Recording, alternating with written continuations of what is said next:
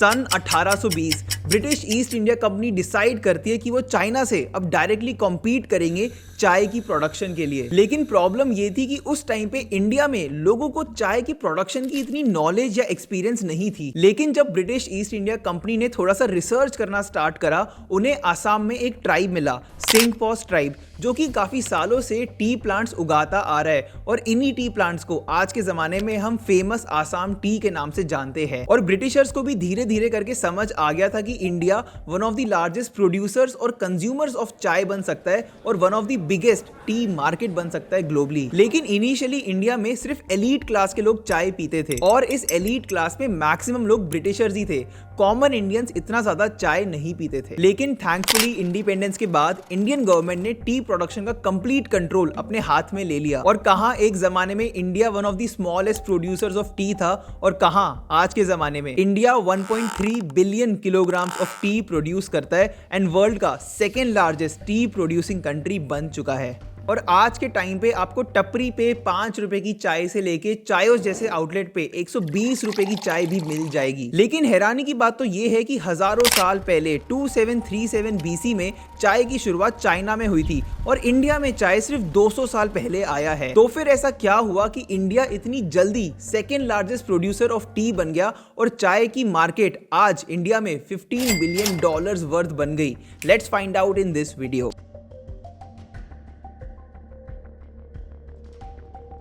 चाय की इस एक्सेप्शनल ग्रोथ और पॉपुलैरिटी का सबसे बड़ा श्रेय जाता है हमारे रोड साइड चाय वालों को, क्योंकि इनकी वजह से ही चाय का जो एलीट स्टेटस था वो हट पाया और इंडिया के कॉमन मैन चाय पीने लगे। और आप कभी भी इन रोड साइड चाय वालों को अंडर एस्टिमेट मत करना, क्योंकि इनकी मेहनत और क्रिएटिविटी की वजह से ही आज टाटा, चायोस और MBA चाय वाला जैसे चेन्स एस्टैब्लिश हो पाए हैं। फॉर एग्जाम्पल, अगर ये कुल्हड़ वाली तंदूरी चाय मार्केट में ना आती या फिर दिल्ली यूनिवर्सिटी का सुदामा टी स्टॉल फेमस ना हुआ होता, तो फिर शायद आज भी चाय का एक एलीट स्टेटस होता, चाय बहुत ज्यादा महंगी होती और आप शायद चाय पीने से पहले भी 10 बार सोचते। और इसी रोड साइड चाय के फैक्टर को कनेक्ट करके चाय कैफेज ने इस बेवरेज का लेवल बढ़ा दिया है। फॉर एग्जाम्पल, आप चायोस के इस 10 सेकंड के कमर्शियल को देखो, आप समझ जाओगे कि मैं क्या कहना चाहता हूँ। We are feeling nostalgic, come here for chai nashta at Chaayos and recreate the memories. इनका ये एड आपके रोड साइड या टपरी वाले चाय के मेमोरीज को यूज करके आपको नॉस्टैल्जिया दे रहा है और इनडायरेक्टली एक प्रॉफिटेबल बिजनेस क्रिएट करने में हेल्प कर रहा है। इसका एक और बहुत अच्छा एग्जांपल है चाय पॉइंट का ये एड। लेकिन फिर ऐसे तो हर कोई एक चाय का स्टॉल खोल के AC लगा के सीटें लगा के एक प्रॉफिटेबल चाय बिजनेस स्टार्ट कर सकता है, राइट? वेल, ऐसा जरूरी नहीं है। चायोस और चाय पॉइंट जैसे ब्रांड्स ने 4 इंपॉर्टेंट चीजों का ध्यान रखा अपने आप को एक सक्सेसफुल बिजनेस बनाने के लिए और इन्हीं 4 फैक्टर्स के कारण ही चायोस का 2021 रेवेन्यू 135 करोड़ था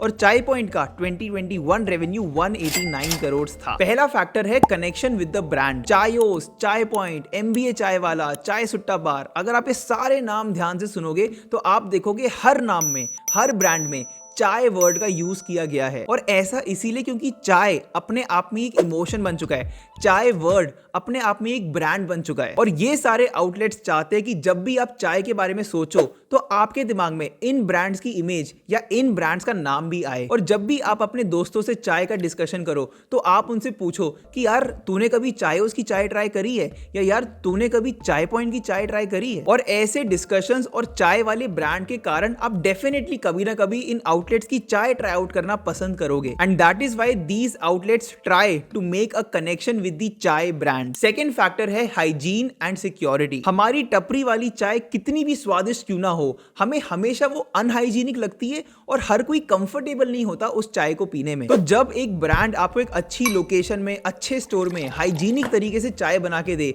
तो उसके सक्सेसफुल होने के चांसेस बढ़ जाते हैं। मोर ओवर, इंडिया के 90% ऐसे रोड साइड चाय वाले स्टॉल्स में आपको पान, सिगरेट, सुपारी, ये सब चीजें भी मिलती है। और इन्हीं रीजंस के कारण से काफी सारे चाय लवर्स ऐसे स्टॉल पे जाके चाय पीना कंफर्टेबल नहीं फील करते, स्पेशली विमेन। अदरक चाहिए? हाँ।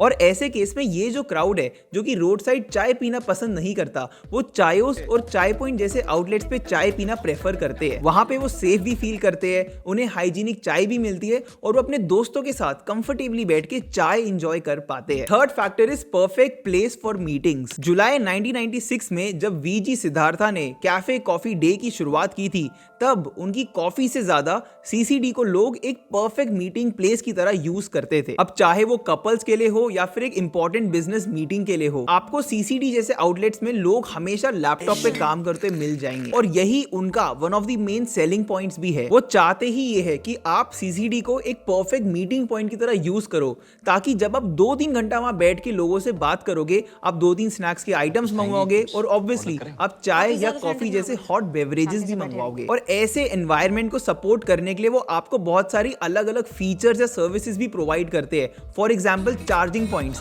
जहां पे आप आराम से बैठ के अपना लैपटॉप चार्ज करके कंफर्टेबली काम कर सकते हो और एट द सेम टाइम आप अपने फेवरेट स्नैक्स और चाय मंगवा के उसे खा पी भी सकते हो। और एग्जैक्टली सेम स्ट्रैटेजी यूज करी है चाय पॉइंट और चायोस जैसे आउटलेट्स ने, जहां पे लोग जाके काम करते हैं, एक दूसरे से मिलते हैं और एट द सेम टाइम चाय भी पीते हैं। And the fourth and the most interesting factor, presence of nicotine. आपको शायद ये सुन के शॉक लगे, लेकिन टी लीव्स में भी निकोटीन होता है और यही निकोटीन आपको सिगरेट पीने की तलब की तरह बार बार चाय पीने को भी मजबूर करता है। लेकिन डरने की बात नहीं है, एज कंपेयर टू सिगरेट्स चाय में बहुत ही कम निकोटीन होता है। आपकी चाय में शायद 0.7 माइक्रोग्राम निकोटीन होगा, जबकि एक सिगरेट में 10 to 12 मिलीग्राम निकोटीन होता है। And even though green tea and black T को काफी अच्छा और हेल्दी ऑप्शन माना जाता है, बट अगर आप किसी भी टाइप के चाय को बहुत ज्यादा कंज्यूम करोगे तो आपके हेल्थ के लिए खराब ही होगा। सो आपका क्या व्यू है इंडिया की चाय इंडस्ट्री के बारे में और आपकी फेवरेट चाय कौन सी है, मुझे कमेंट सेक्शन में जरूर बताना। और अगर आपको वीडियो पसंद आई तो इस वीडियो पे लाइक एंड फिजडम के चैनल को सब्सक्राइब करना बिल्कुल मत भूलना। Thank you.